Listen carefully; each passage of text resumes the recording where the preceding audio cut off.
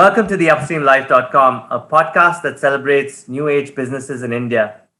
Today's podcast is dedicated to a Labrador retriever, Zack, who inspired this founder to change the way we care for our pets.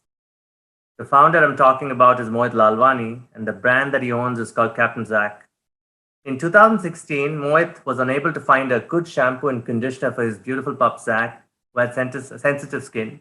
And that's how the brand was born.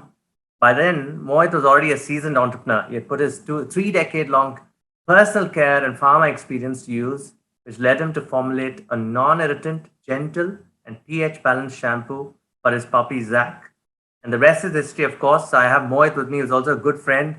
Mohit, that's quite a story. We get inspired in unusual moments.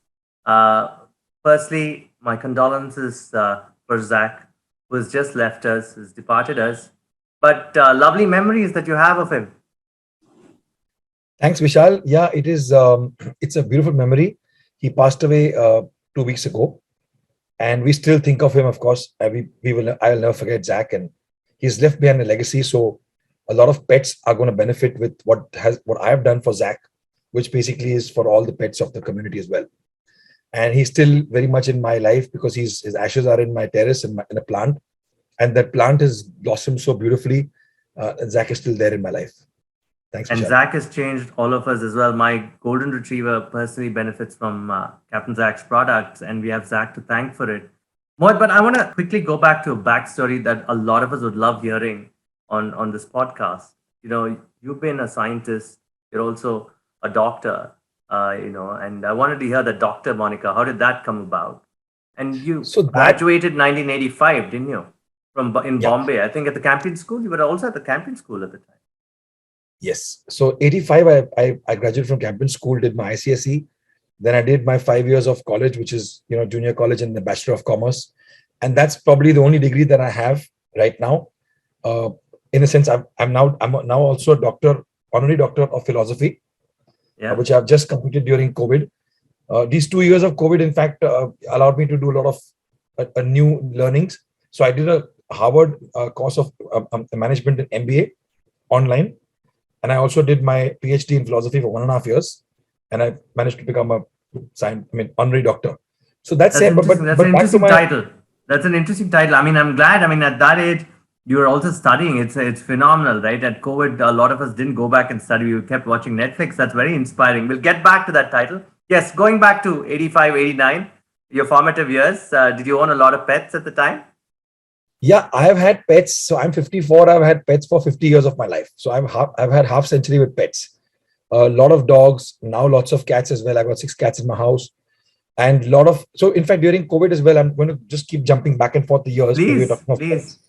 So during COVID, we must have fostered over 100 pets during the couple of years that we've had COVID. They've been rescued, taken to my home. So my pets, 8, 9 pets at my house, plus on and off every few days, every week, a pet coming home uh, to my house to being fostered. And you won't believe it, Vishal, we found them homes literally instantly because people trust what I say. So if I've got a pet home and I've rescued them and I put it up on an Instagram post or Facebook post, they go and they've got good homes and they're still there. So cats, dogs, pregnant cats, puppies, some paralyzed cats and dogs have all found homes thanks to me. So COVID has been a good vehicle for me, for the pets, in fact, to find homes. But yes, 50 years of my life, I've had pets and I cannot imagine life without one. While Zach has led his life 13 years, I wish I could have made his life longer. But I have Antonio now, who's with me for a year. He's a 1-year-old retriever, and the cat. So We're going to be in talking memories about of life Zach. extension and pets, and those are great memories. Do you remember your first pet? Do you remember his name? Yes, my first pet was Snoopy. And Snoopy was a Pomeranian and he's lived the longest. He lived for 17 years. Yeah, that's very He unusual turned for a blind. dog, but that's brilliant. Yeah, very unusual for a dog. And I remember how he came to the house and how my parents were that time. That time, in fact, they were more, they wanted the dog more. I also wanted him, but the responsibility was theirs, not mine. And that's Correct. when I We're kids started to then, realize, right? yeah, that's good. And that's when I realized the importance of actually being a parent to that pet. The word pet parent was only coined half a decade back. But actually, in reality, we were already doing it, Yes. about 45 years back as well. So while my parents were parents to Snoopy, I became the parent eventually. Nice. Nice. Mohit, I wanted to ask you this interesting question, right? You get into the corporate world, family business, run it, 30 years in the making, you ran that. How was that experience like? Was it just general like corporate life? Most of us get caught up in the game. Like I'm glad you've discovered Captain Zack now because that's the need of the hour. We'll get into the numbers in a bit. How was that life like compared to now? If I have to take my 30 years of corporate life versus my half a decade of this life, uh, I think I didn't waste 30 years. I could have done a lot more had I had this vision today, 25 years back. Now, why I say that is Absolutely. I have no regrets. So I'm not someone who looks back ever because you can't get that back. I've learned a lot.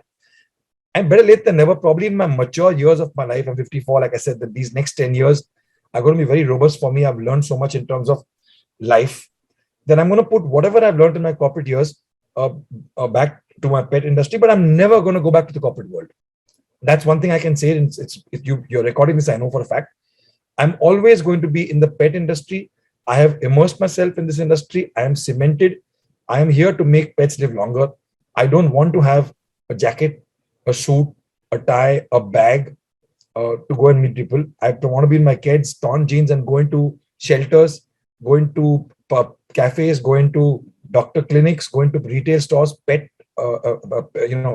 stores, and just interact with people and learn more and create more. So the I customer's want to voice. ask you that. I want to ask you that. And we get to the customers. This is a very important point.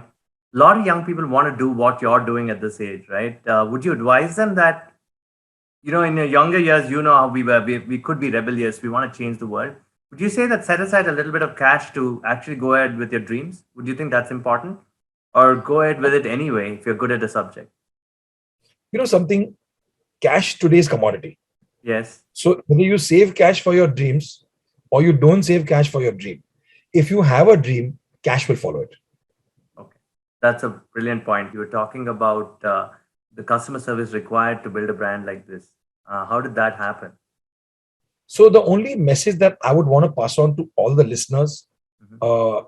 when it comes to getting into a corporate world, whether you're rebellious or not, or if you want to step into this industry, right? This industry is disruption every day. It's not easy because India is still a very, very long way to go. Even a million of 25, 30 is going to spend 30 years to change the game, right? And you have to have patience. You have to obviously have the staying power.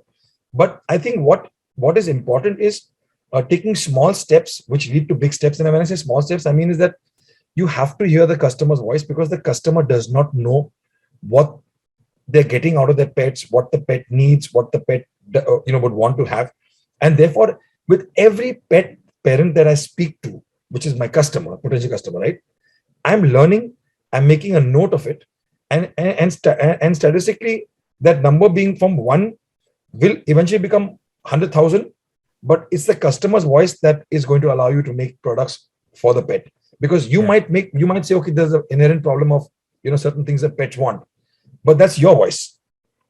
The customers actually have their own problems, and if you multiply them, you see that all the problems boil down to one is that why is my dog itching, right? And every symptom of a problem is itching. Symptoms are itching. It's That's the a wonderful allergy. point. Yeah. That's a wonderful So you point. have Not whatever many other pet parents realize that, huh?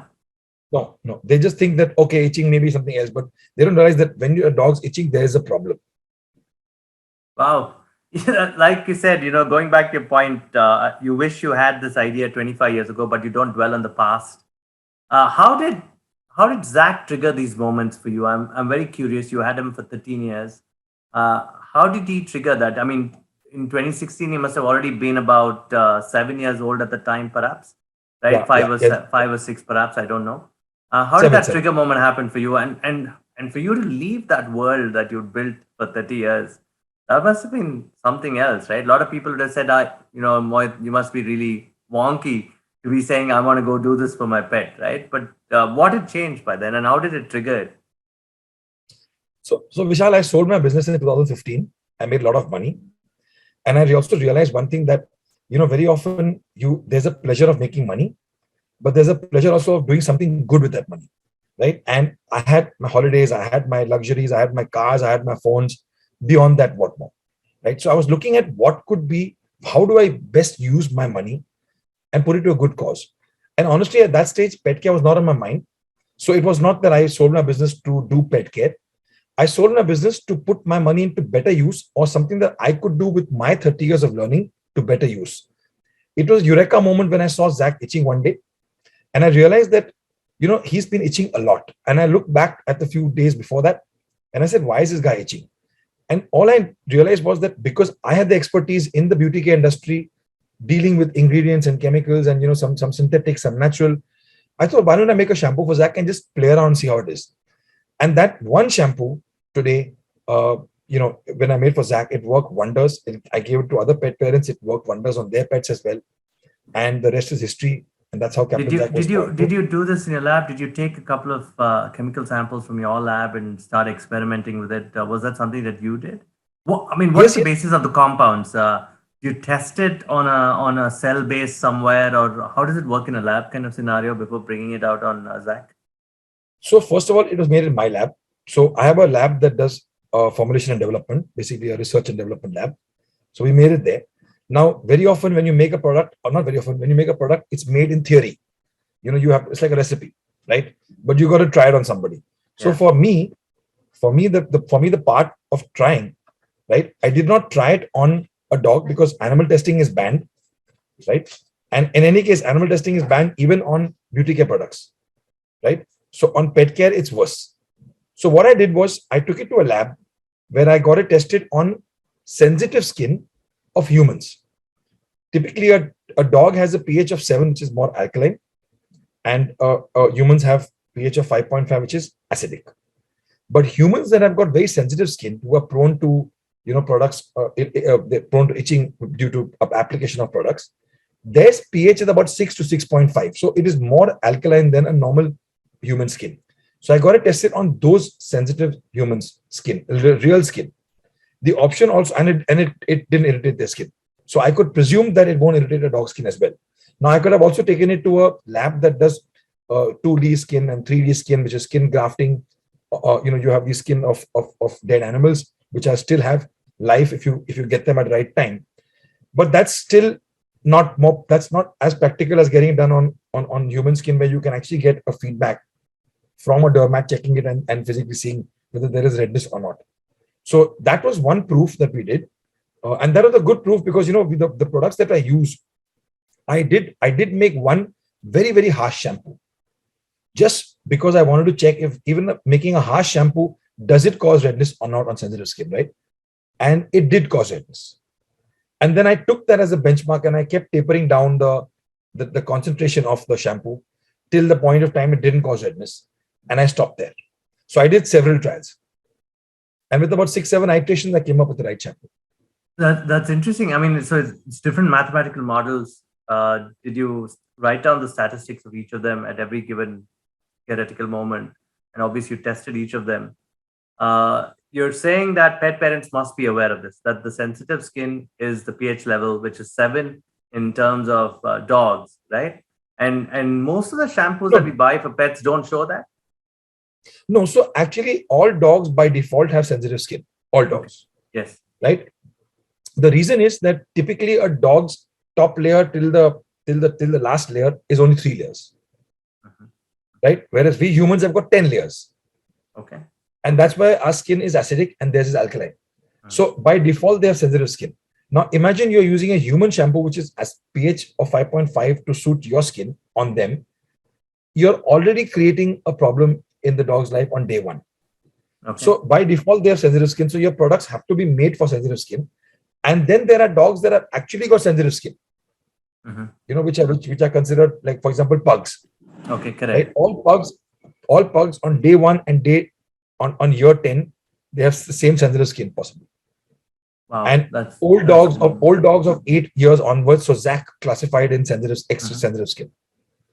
And for those guys, you have to be, so it's very, very tricky to formulate the right product for your pet, because starting point is you have to take care of their skin. hair is not so important. Skin is Yeah, more important. everybody talks about the grooming of this of the hair more than Yeah. the skin. And it's funny that I have read in the past about alkaline diets. I mean, for the dog, but the skin is most important, right? Then the diet becomes the gut health becomes important. So Yeah. you started off at the skin layer, and did you know this from the beginning, what? So, I knew a lot about human skin and human hair, which is what I did for 25, 30 years. And then I figured out the nuances between dog and human. And then it is not rocket science, but yet it's not easy to make. So while understanding it is not rocket science, that, okay, it's pH versus a pH, right? And various other things like no colors, no artificial fragrances that can cause irritation. But actually implementing it into a formulation is not easy, because it's trickier to make a formulation with a pH of 7 than making it a pH of 5.5. Because typically when you make a formulation, your pH tends to drop. And to keep your formulation pH stable at 7 to soothe that skin it's not at all easy. Upar se, we had things like shea butter and butters. Now, butters typically tend to get rancid very fast. Any butter, right? Shea butter, mango butter, right? And the moment you put butter, butters are very, very good because they are deep in moisturization. And typically, when a dog has sensitive skin and his skin tends to get dry very fast, the only remedy is something that's very substantial for their skin. Like a butter is very substantial, right? Now, if that butter turns rancid, that product has become rancid in the making itself. So creating formulations for pets is not easy. Understanding it is easy, but making it is not easy. No wonder now I realize from this conversation that that's the reason why they get degenerative disease, right?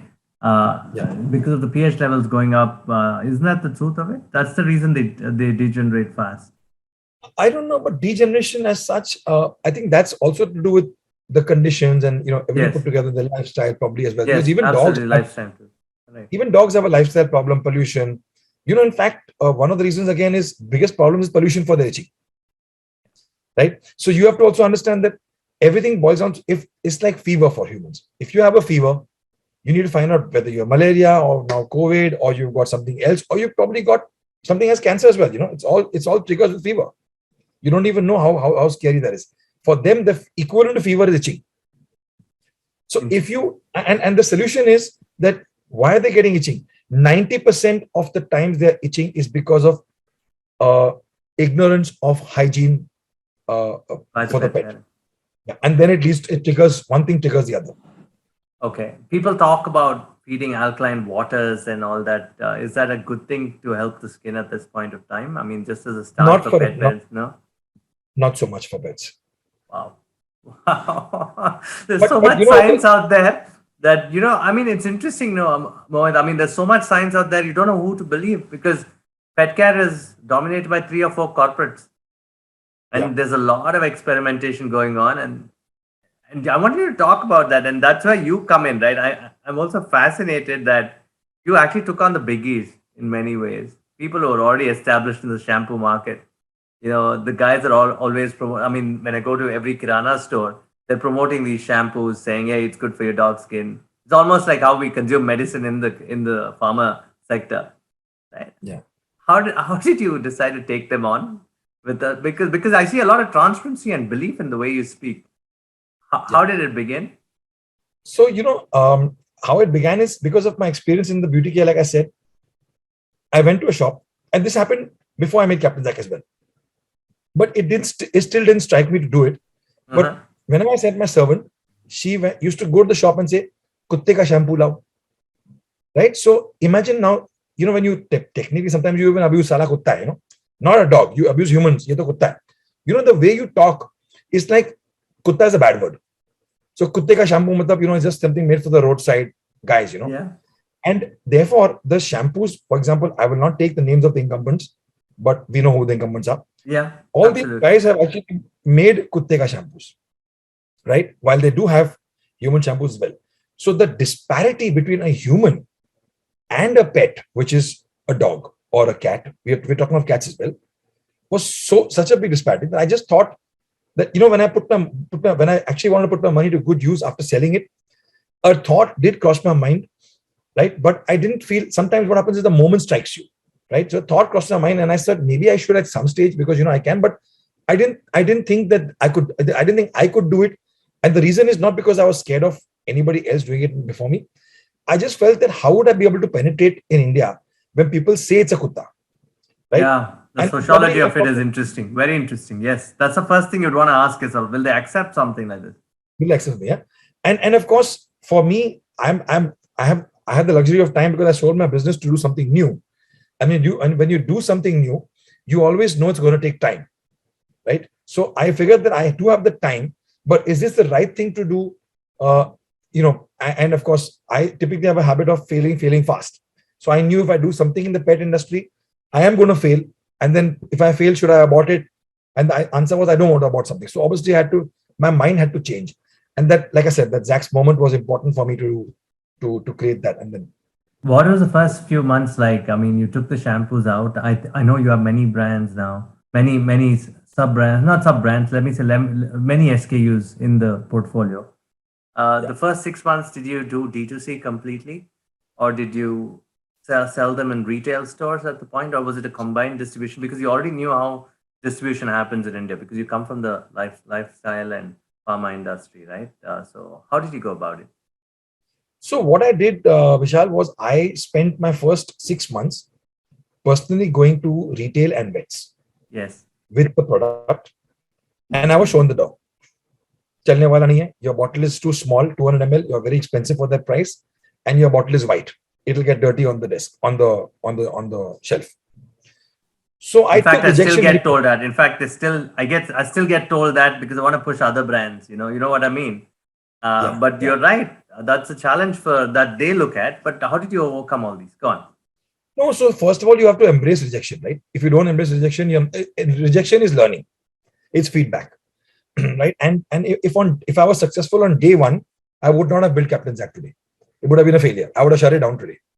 So I think that's important for longevity of a business.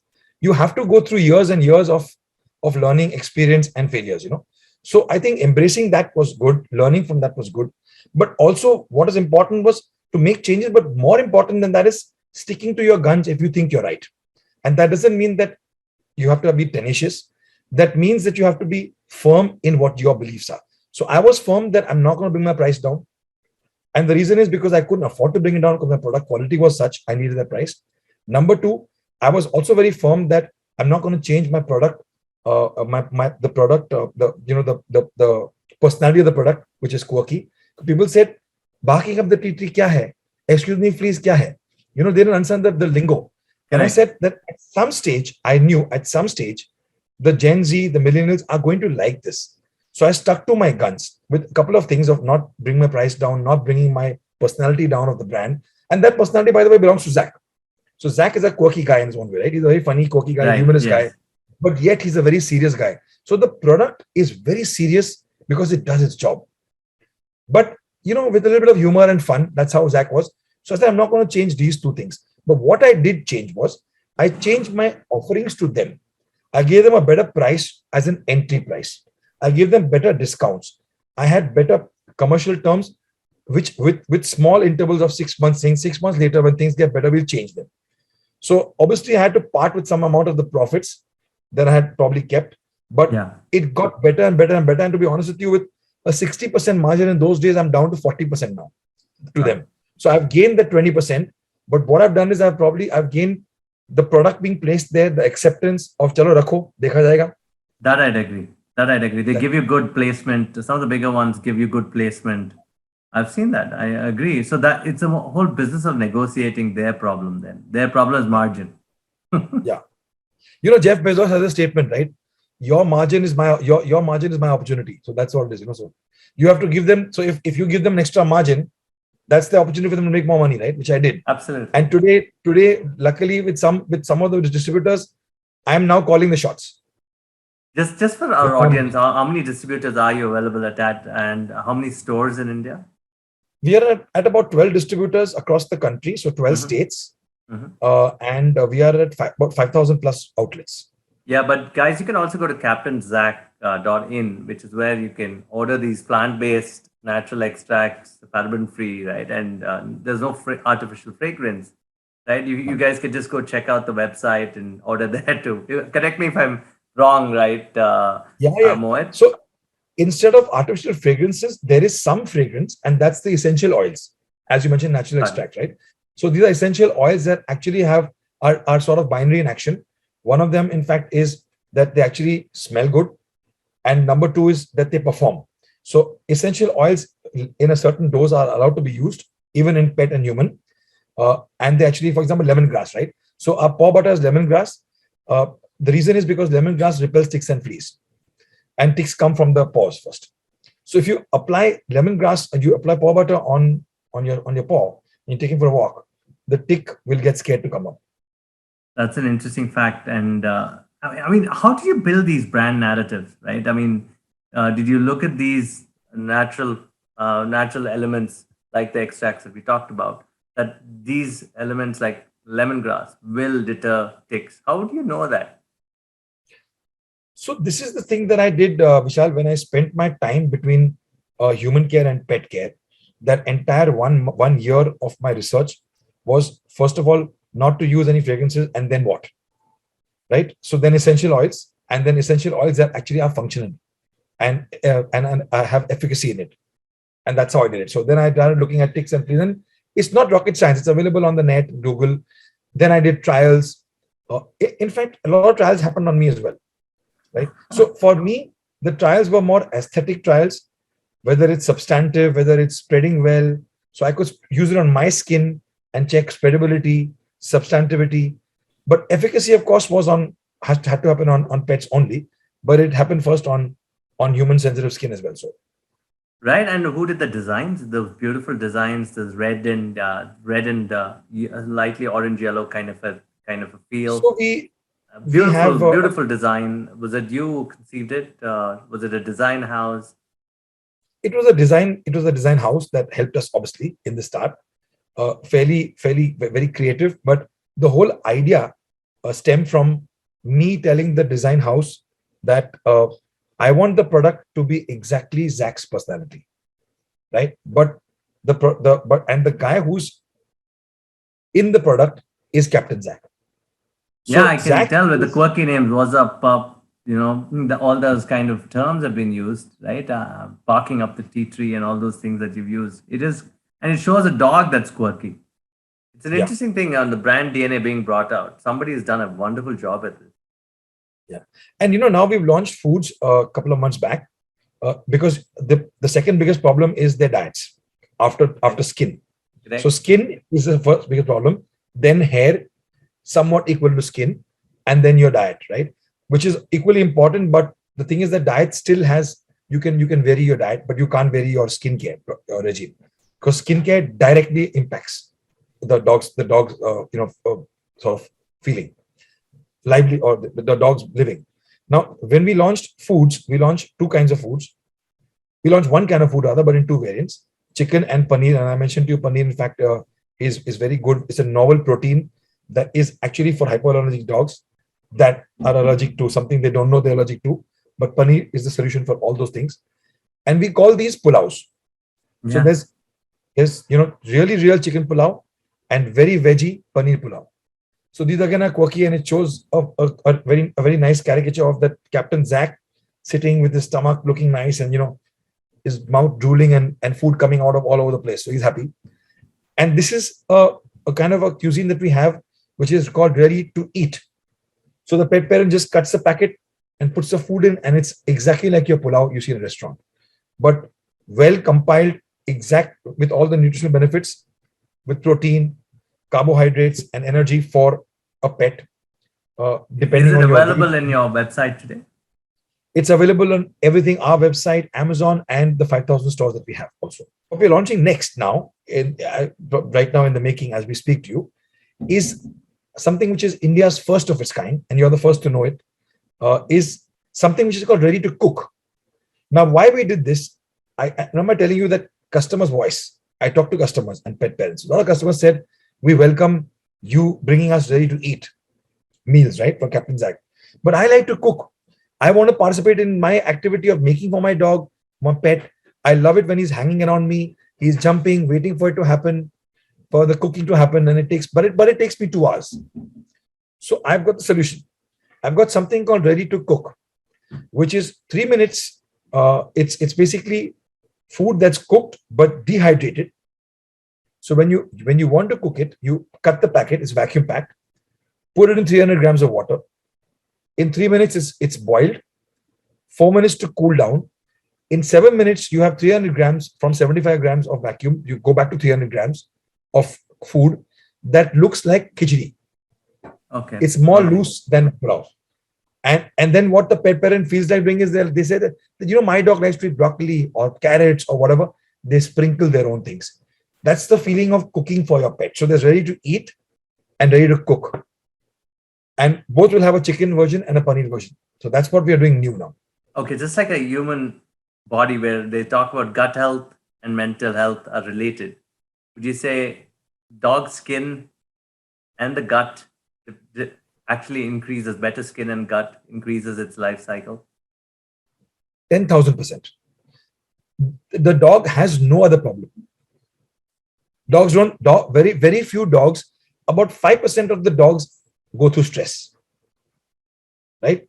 But 95% don't have stress, right? So so if they don't have stress, they have no other problem.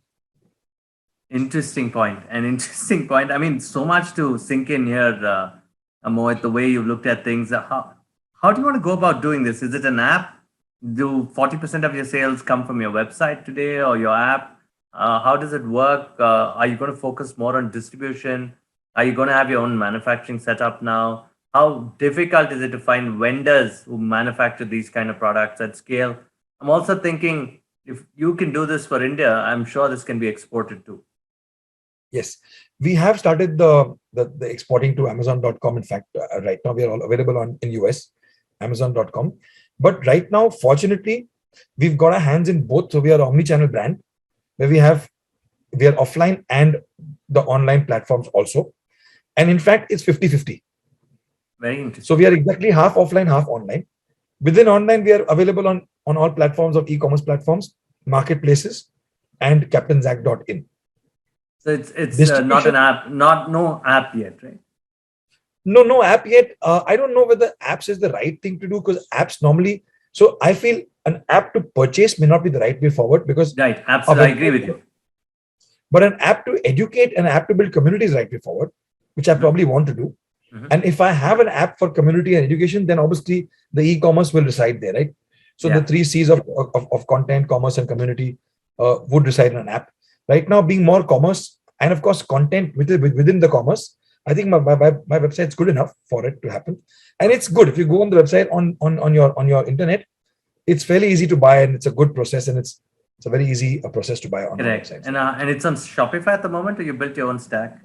On Shopify, yeah. Okay, and what about the distribution? You were talking about distribution. How do you want to? So distribution is not easy at all, which is why a lot of brands are D2C themselves, right? Now, having said that, D2C also is a myth, right? Because which brand today is D2C? No brand. Very, very, very few. D2C means direct to consumer.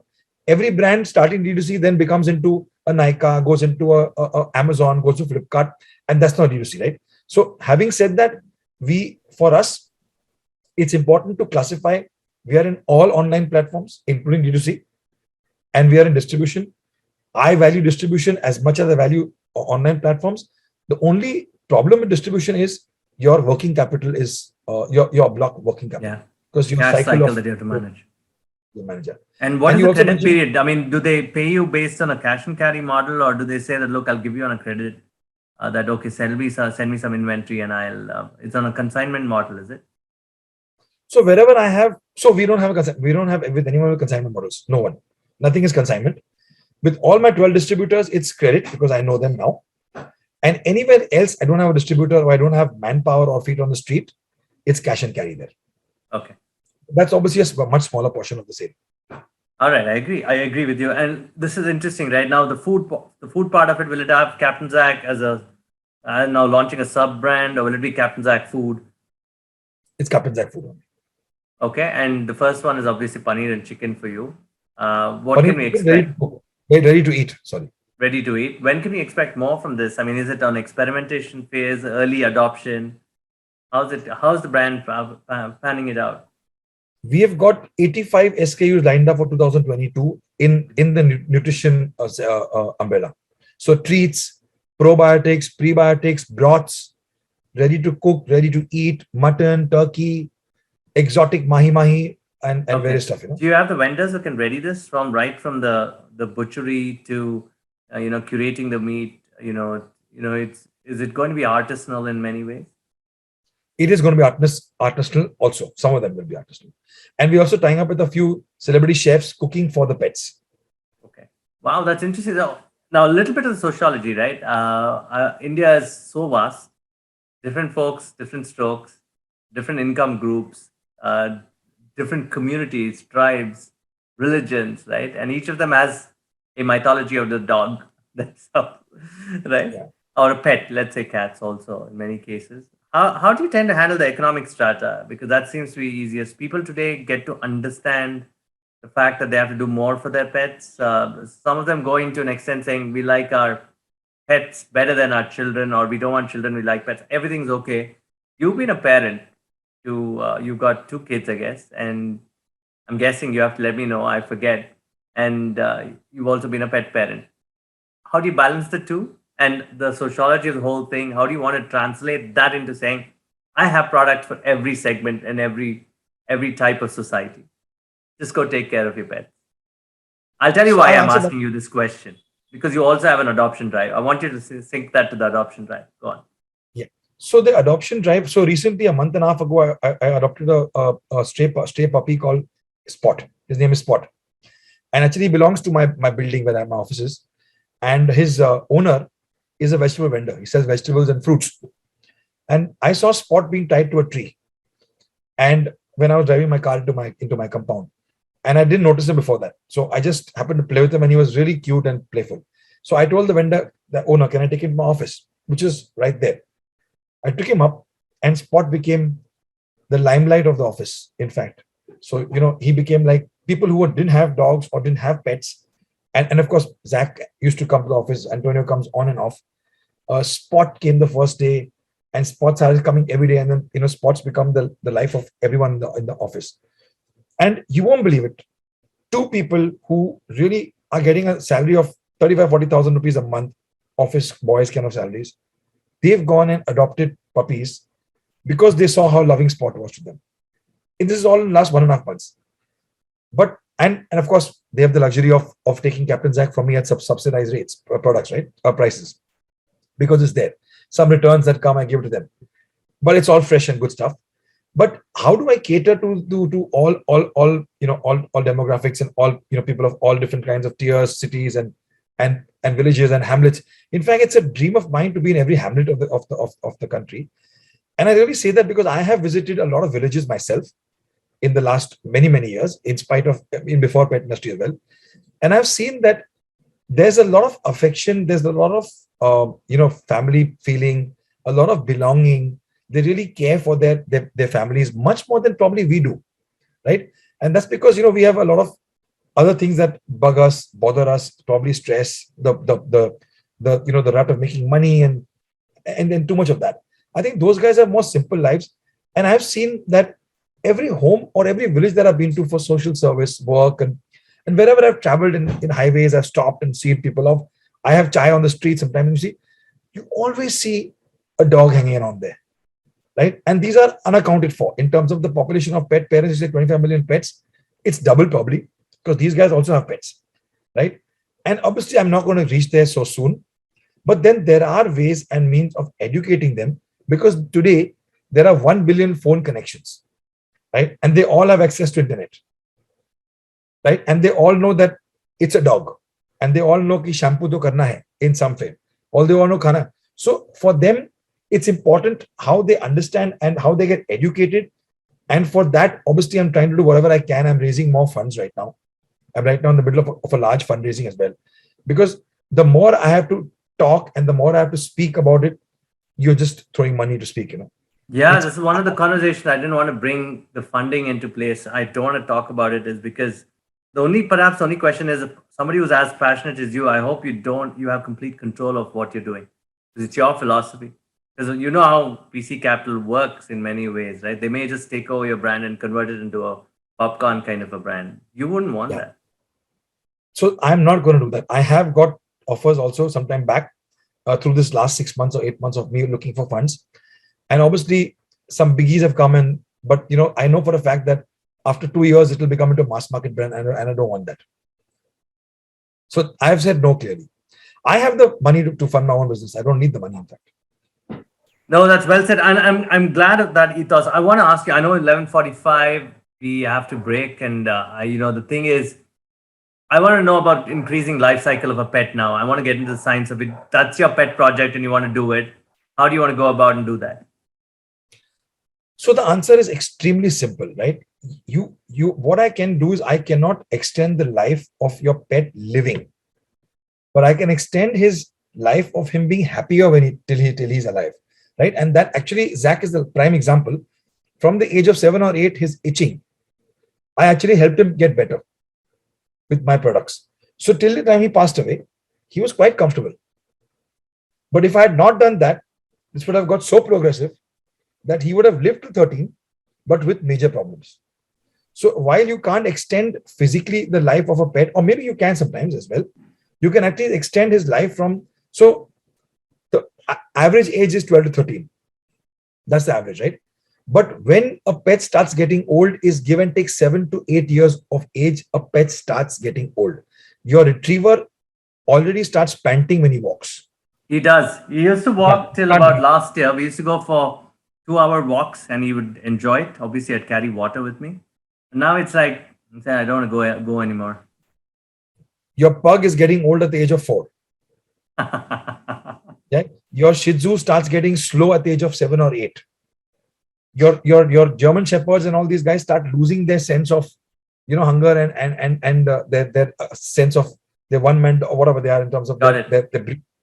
They start becoming weaker and timider and milder After 7. So everything slows down 7 to 8, because that's typically 50 years of a human, right? So if you look at me, I'm 54, right? But I can't do something I did 10 years back, right? I can't. I mean, I'm talking something. Actually, all of us are going through it. I'm going through it at 44. So yeah, I used to go out the nights and come back home at 3 in the morning with my friends and have a lovely night of partial debauchery. And now I can't even do it till 12 o'clock, because the next day is a torture for me. You can't. So your body ages, and that's same with the pet. We don't realize it, but the pet's going through it. No, that's interesting. The first step, guys, would be to look at the skin and look at the gut. Help them with those, and it's simple stuff. You can have home cooked meals, or if you want Captain Zack, you can check it out on the website captainzack.in.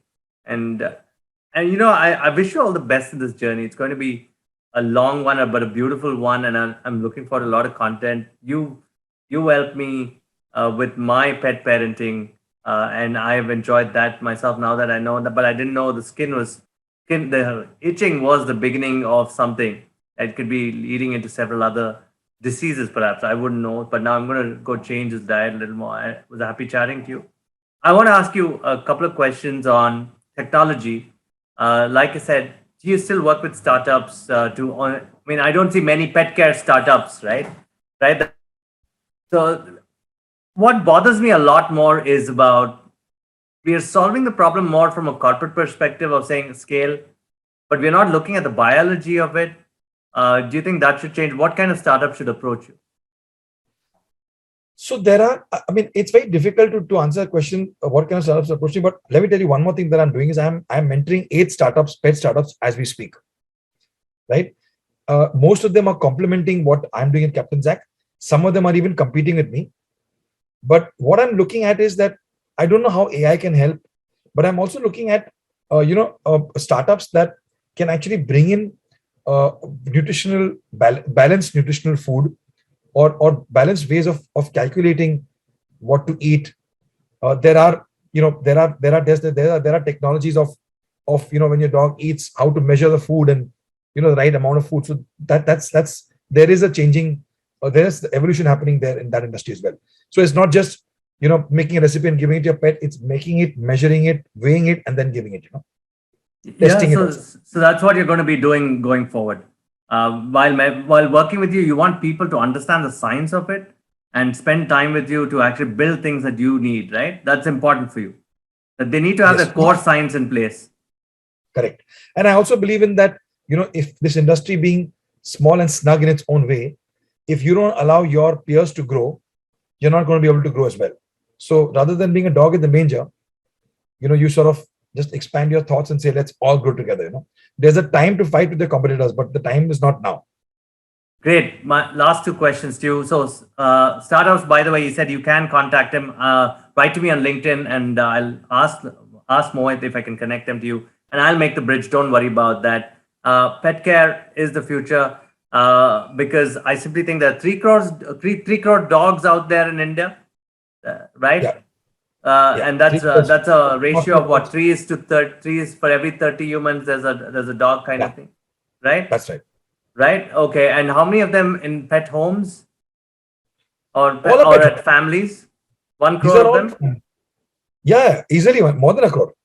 Okay. So, but there'll be a lot more street dogs, no? So street dogs are 16 million, That's 1.6 crores.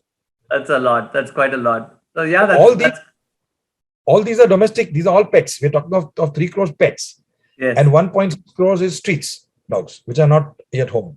which are not even accounted for also in many ways. And therefore, guys, for those of you who want to help such dogs right on the streets, check out Mohit's adoption drive, and it's on his website.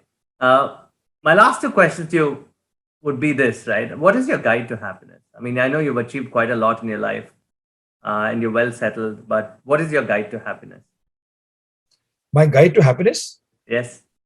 So my guide to happiness is waking up every morning with the same energy that you had yesterday, that you had yesterday as well, right? I don't say more energy, but the same energy. And for me, you should be happy at what you do with your family, with your work. At a certain stage, there are different decades. At 20 to 30, you're hungry for making money. At 30 to 40, you have a different hunger. But when you get to your 50, and I'm not saying age is the number, but at least this is what I figure out, my friends. 50 to 60 is the year of passion, Very well right? said. And if you have passion, you wake up in the morning, and so what happens is that, again, I'm going back to 20, 30, 40.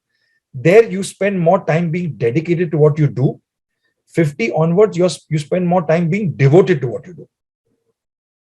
So devotion over dedication is one of the things that I've learned in my life in the last few years. At 48, I was very dedicated, but at 54, I'm more devoted. And combine the two, it's duty, right? You're just doing your duty. It's phenomenal. Absolutely. It's phenomenal. Any books recommendations to our audience that something that you live by, a mentor that you swear by, or is it your kids and family that inspire you every day? So books, for sure. I mean, I'm guilty. I don't read books. I don't read books, and I don't know But why I I see don't a read lot of books. music there on the right. Oh, there's a lot of cassettes, music, videos, CDs, games. It's also it's a library here that's full of stuff. But yes, my wife and my kids have inspired me to beyond heights, because the support that my wife gives me on a Sunday morning as well to talk to you as well. She never says no. It's very tough at this stage of my life to give to balance my time. It's more work and less family, and that's the support that I've got. So I thank my wife and my kids have given me wonderful support as well. If you ask me who supported me as a mentor, I have a lot of people that I listen to podcasts. One of them is John Chambers, the CEO of Cisco, ex-CEO of Yes, Cisco. His life correct. has been quite challenging, so I like his podcast a lot. So that's one of the things I listen to, and I listen to podcasts every morning, and I go for a walk. Right. Also, I'm a DJ, as you know that. I don't know if you know that. You That told me that. I spin at clubs. So for me, music and gives me a high. So I listen to a lot of music, and I have a lot of collections, and I do my own spinning, and so Okay. I keep myself busy. Okay. One band that you'd recommend on a Sunday. What would you listen to? So I don't. So mine is more not band. Mine is more DJs and artists. That. But if you ask me a band for a Sunday, a perfect Sunday would be listening to Police or Sting, Wonderful. Yeah. or Elton John, or Seal, and this kind of the 80s, the mid 80s soft rock kind of music. I love that. Lovely. Nice And glass of chilled glass of with beer on Sunday a afternoon. nice glass of wine and with your pets around, Yeah, or a or a chilled beer chilled beer. too. Fantastic. I'm going to take you up. I'm going to take you up on that offer, and I'm going to take you out to a club where we should take our dogs out and probably catch up Yeah, in Bangalore, we right? will do Or that. when I'm in Bombay, I'll look you up. Please. Guys, ladies and gentlemen, check out captainzack.in. Again, like we said, the entire podcast is about taking care of your pets, increasing their life cycle. You could start with understanding their skin and their gut, and there you have it. Your pet will actually live longer, and we love them all, right? By the way, this Yeah. podcast again dedicated to Zach, our Labrador Retriever. Thank you so much for being on this podcast, Mohit. It's been wonderful. My pleasure. Vishal, one last line that I keep using to everybody. Please. Behind every healthy pet is a proud parent. So your parent is standing behind the healthy pet and it makes you proud. So behind every healthy pet is a proud parent, is what we always say.